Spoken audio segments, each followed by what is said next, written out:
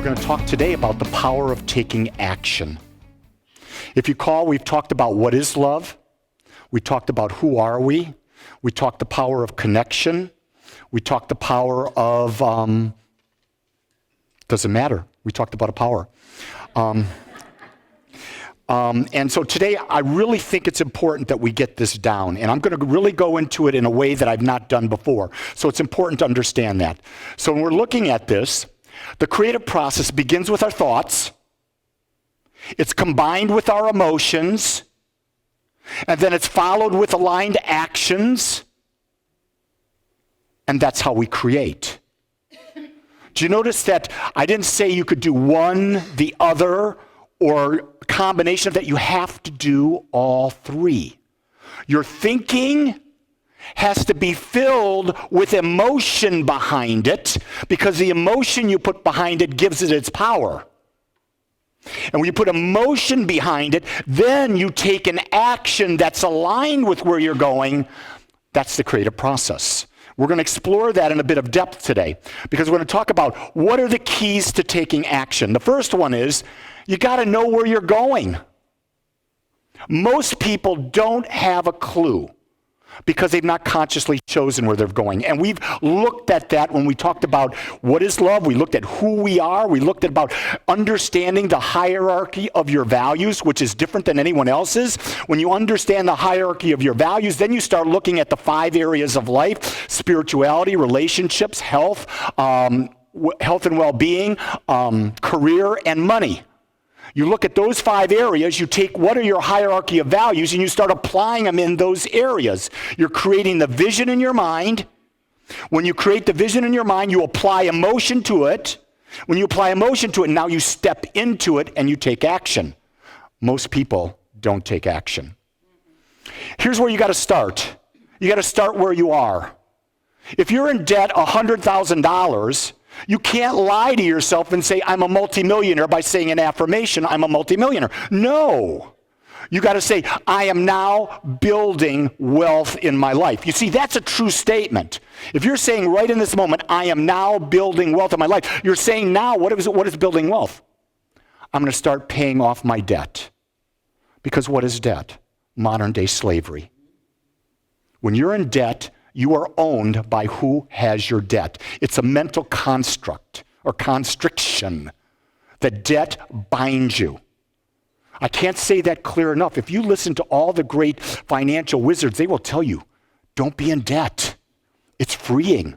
When you're not in debt, you are free. But society today is a consumer-driven society. All we talk about is the GDP growing every year. How do they get the GDP to grow? They get it to grow by advertising and us buying products we don't need. Products we don't need.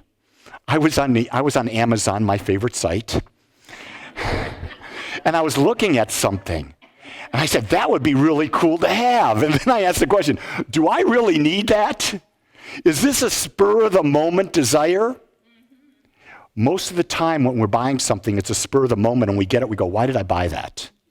Or 5 minutes later, we go, why did we buy that? It's a conscious idea.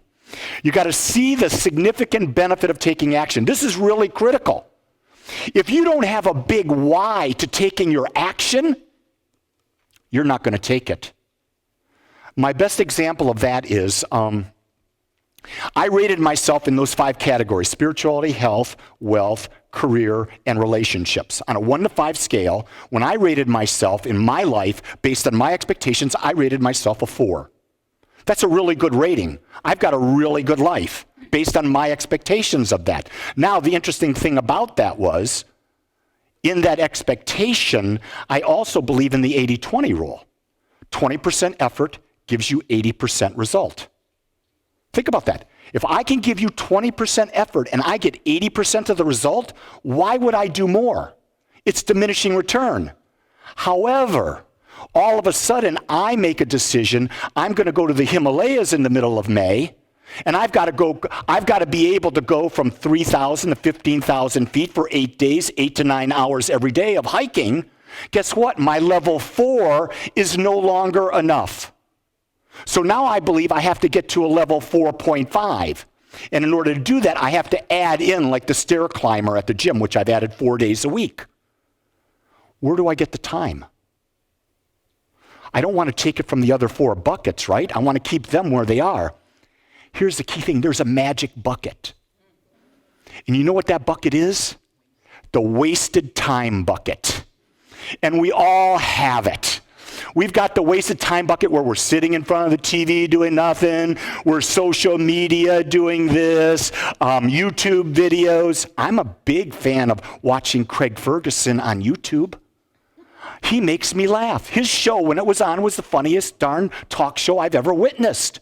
So I find that I have these buckets. We don't realize it. Jean came home the other day and said the hospital where she works did a study, and they said between 2.5 to 3 hours every day out of a normal employee's work day is wasted time.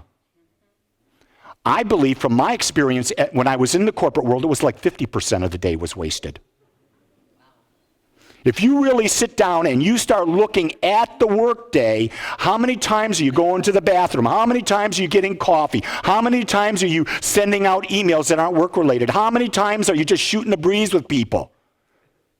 It adds up, and we don't realize it. If a company's getting a solid 50%, they're great, especially today when people are working out of their homes. There's a lot. You know what I do in the middle of the day? I'm working out of my house. I'm doing Agape stuff, doing all that. It's time for a hot tub.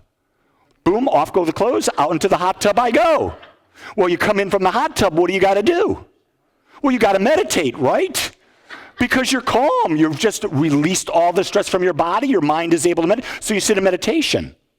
But what I do is I've learned that my workday starts from the moment I wake up to when I go to bed, and I get to choose where I put my time.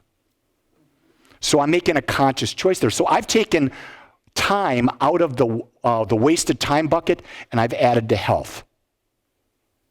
My reason is big. That's why I'm doing it. If my reason wasn't big, I wouldn't be doing it. When people don't do things and they know they should, it's because they don't have a big enough why. Here's the thing. To get this thing going, all you have to do is take one step. One step in the direction of where you want to go. That's all that is required. You can't look at a huge goal. Let's say your goal is, I have a health challenge and I'm going to heal it right in this moment. Not going to happen. But if that health challenge is about, and you understand that 85% of all health challenges are a result of stress, you can begin the process of your own in healing by simply saying, I'm going to choose to meditate for 10 minutes now. That's the first step. Why? Meditation relieves stress. Relieves stress, body goes into homeostasis. Homeostasis body creates a healthy body. Disease disappears. You heal yourself. You see, that's one step. Here's the next thing. Then you take the next step and you repeat. So all life is a journey of one step at a time, and you repeat. Now, there's also, if you find that you're off course, which we do because sometimes we're taking steps that are out of alignment, what we do is when we've taken a step out of alignment, we take a new step in the direction of what we want. And we begin the process again. Does that make sense? So it's really not a hard process taking action once we get our mind around what we need to do to accomplish that. So then, if you listen to your inner guidance within you, you will be guided to one action at a time. You have an intuitive nature. I call it your connection to that which knows all, the divine, call it that, infinite wisdom. If you listen, if you ask the question, what is my next step to moving in this direction? And you put that question in front of you right before you're going to sleep, right when that conscious mind is slipping off into the nothingness, in the night or the next day, you will be guided by a power within you. Not someone outside of you. It's within you. And when you hear it within you, you know it's true. When other people give you their idea of what you should do, that's based on where they want to go with your life, not where you want to go with your life. So where's your source? It's always within you. No one else is your source. My wife is not my source. Bonnie, how long have you been? You've known me for more than 12 years. And have you ever heard me say that my wife is my source? Never. My wife is my partner. My wife is my co-journeyer, but she's not my source and I'm not her source. Because we understand that the source that we have, that we're looking for, is within us. And we turn to that. Now, if one of the things that we do for each other on the journey is we ask a lot of questions. It's good to have people in your life that ask you questions. Because sometimes we get infatuated with an idea and we don't think about the idea really being in alignment and we miss the boat. Think about when you were infatuated with a man or a woman. How many times were you wrong in your initial impression? 99%? Some people 100. We're fooled at first. That's why it's always good to let things settle so that you can see both sides of the situation. And when you can see both sides, then you can make a conscious choice. Is this the direction I want to go?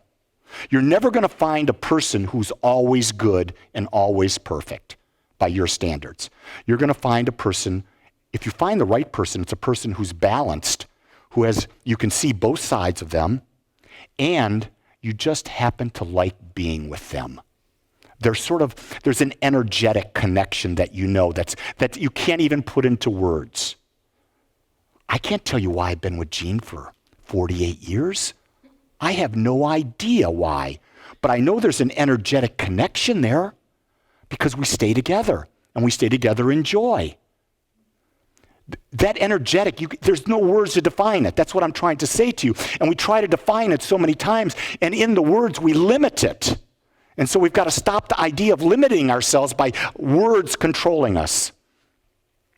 What makes people act and others not? It's really not important to the other person.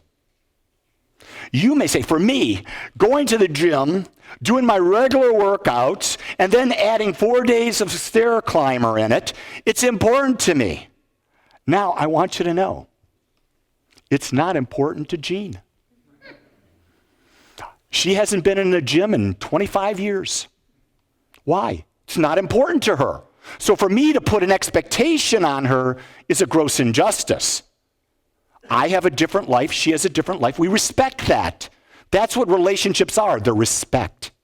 It's not trying to convince. We've gotten into the idea that we must convince everyone to our way of thinking, and you can't convince anybody. When you're trying to convince someone, the only person you're really trying to convince is yourself. Because if you truly know something, you say it once and you move on, understanding they will get it or they won't, and you're not attached. Put that one in your mind. That's a really, really great way to live your life. Realize you say it once, you move on. You're not attached to whether they get it or not. Next, the goal is too big and they cannot even imagine that it can be achieved. This paralyzes people. I've got to lose 100 pounds. If you have that type of goal, it's impossible that you can even imagine that in your mind. But can you imagine losing a half a pound a week? Yes. If you can imagine losing a half a pound a week, then that's where you take your first step. And then in 1 year, you're down 26. In 2 years, you're down 52. In 4 years, you're where you're at. The perfect natural evolution of a desire. You can't have desires evolve unrealistically because the human mind cannot see beyond what it believes. And so when you think about that, I was in Forest Place the other day with this lady, and I was saying the exact same thing. And you could see she lit up because she could, in her mind, she could believe I can lose a half a pound a week. What's a half a pound? About 1,750 calories in a week? Divide that by 7. What's that? About 275 calories a day? Eliminate 2 glasses of wine a day and you're already there. Isn't that easy? Walk for 20 minutes or 30 minutes and you'll burn 300 calories. I mean, this is not a complex thing, folks. But the problem is we made the goal so big, we're afraid to even take a step. And then when we take a step because we don't hit the big result, we stop because we've deemed ourselves and called ourselves a failure. Who judged us? Nobody but us. And when we're in this idea of self-love, there is no judgment. The other is the goal scares us. We may set a goal, and the goal that we've set scares the bejeebas out of us. But if it's your goal, if it's your real goal, and your heart's lifted by it, man, you got to go for it. What I quoted Meatloaf last week? Meatloaf in that one song says, what if it could have been me? What if I could have been the one who invented Microsoft? What if I could have invented the iPhone? You never want to ask that question. If there's something in your heart that's desiring to be experienced, go for it. What have you got to lose? Nothing, except later on you might have a lot of regret that you didn't go for it. The next one is the person does not feel worthy. This is a huge one for people. I'm not worthy to be a multimillionaire. Why not? Most of the time, people don't feel they're worthy to be a multimillionaire because they were brought up in a way that their parents never experienced millions. Their parents never had a pot to pee in. My parents weren't millionaires. My mother, God bless her loving soul, was one who was a saver. And she did it without my father knowing it. Because what was my father? He was a spender. If he had a dime in his pocket, he went to the Friendly Bar in Dearborn, and for a dime when he was there, he could get a beer. For $1.10, he could get a shot in a beer. So God help you have $5. He'd come home lit. That was my dad. My mother, on the hand, she saved and saved and saved, and then at 55, she looked at my dad and said, "We're moving to Maui." He said, "We can't move to Maui." She says, "I've got it all figured out." And they moved to Maui, and she lived from the age of 55 to 85 in Maui. My dad lived from the age of 54 to 92 in Maui, and he was a fireman. So can you do it? It depends on, do you have a big enough reason? My mom wanted out of the city. She wanted to be in a place where the weather was perfect every day, and she wanted to be in a garden that she could grow the most magnificent flowers because that gave her joy. You see, she didn't buy what other people said. Her relatives said, "You can't afford Maui." Every year those relatives tried to come and visit, though. You want your relatives to get close to you? You go buy a home in Maui. They'll be by. So let's go on with this. Our power is taking one step or action at a time in the direction of our goal. Embed that in your mind. Let that be your mantra for living. One step at a time. That's it. If you got a relationship that you want to see differently, one step at a time. You've got more money, one step at a time. Health, one step at a time. Spirituality, one meditation at a time. Notice I said meditation versus any other spiritual practice. It's because I truly believe, having studied here in the West, having studied in the East, I can't tell you all the masters I've studied. Every single one comes back to that meditation is a single core principle by which we take control of our mind back and we take control of our lives. We lose our ability, we gain the ability to not be attached. Because in order to meditate, you have to release your attachment to your thoughts and realize that your thoughts are just coming and going, and it's all ego just playing a game with you. The key, we must remain persistent and consistent with our actions and never give up. This is the key. I say this in every class I teach. If you have a spiritual practice, your meditation practice must be persistent and consistent. If you're meditating twice a week, it's not really doing you any good. I'm just going to say that. What does Transcendental meditation teach? 20 minutes in the morning, 20 minutes in the late afternoon, evening. Who practices Transcendental meditation? Here's a great one, Howard Stern, Jerry Seinfeld. All of these people that are in the world, they'll tell you that it is through the meditation practice they maintain their sanity. Because when you go into meditation, you come out of the ego and you become at peace. You're actually taking an action to do nothing. Isn't that great? That's an action, doing nothing, but it has to be one that's consciously chosen. when we take action, additional wisdom and resources come our way, and we receive constructive feedback that helps us refine our approach. If you're not making a step, how are you going to get feedback? I learned through the years that flowers for my wife were okay, not a big deal. Candy for my wife was, don't waste your money. Buying a gift, I never knew what the right gift was. And then we did the love languages together, and we found out that gifts in our love languages was dead last. So now we don't give gifts at all, and we're both happy. So Valentine's Day was last week, was it not? Friday, was it? A couple days ago? Do you know what we gave each other? Nothing. Do you know why? Because every day is Valentine's Day. Because every day we wake up and we look at each other and we tell each other we love each other. Every day we hug each other. Every day we spend quality time with each other. What's our number one value? Quality time. If you understand your partner's number one value, you're going to take action toward it. But if you don't understand that value, how can you take action? You don't know what to do. That's why you have to question. Questioning is a great action. In human form, we cannot achieve our goals and experience our dreams without action. I mean, you go and watch What the Bleep Do We Know, watch the movie The Secret, watch a lot of other metaphysical movies. All you got to do is visualize it. Put a vision board together. Oh my God, I've got my vision board. I look at it, I say it.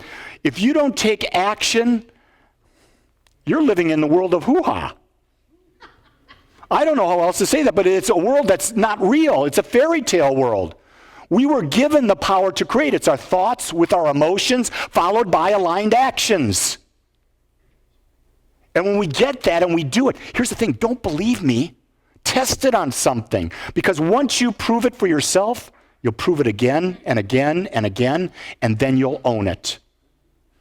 We first have to know what we want, be emotionally charged about experiencing what we desire, and we have to believe that our actions will generate the desired results, or we will never begin. If you want to take a picture of a slide, this is one of the slides you want to have. This is the creative process, so simple. This is what every creative person is looking for. It's simple, but we forget to use it. Every journey begins with the first step. It's time you begin. Is it time now to begin your journey? And simply take a step. Where do you want to take a step today? What is it in you that you've been holding back from? For whatever the reason is, I invite you today to take a small step in that direction. I want to thank you for joining us today. I'm so grateful that you took your time to watch or listen to this message. If you found this message beneficial, I would ask that you go to our website, agapecsl.com. Once there, click on the donate button and experience the joy of conscious and purposeful giving. Or if you would like, text your gift by simply dialing 972-532-6976. It is through your gifts that we are able to bring this message to you in the world. I would ask that if you like this message, to please subscribe to my YouTube channel under my name, Lee Wolak. Again, I want to thank you for joining me in the Agape community as we learn how to better self-love through conscious living.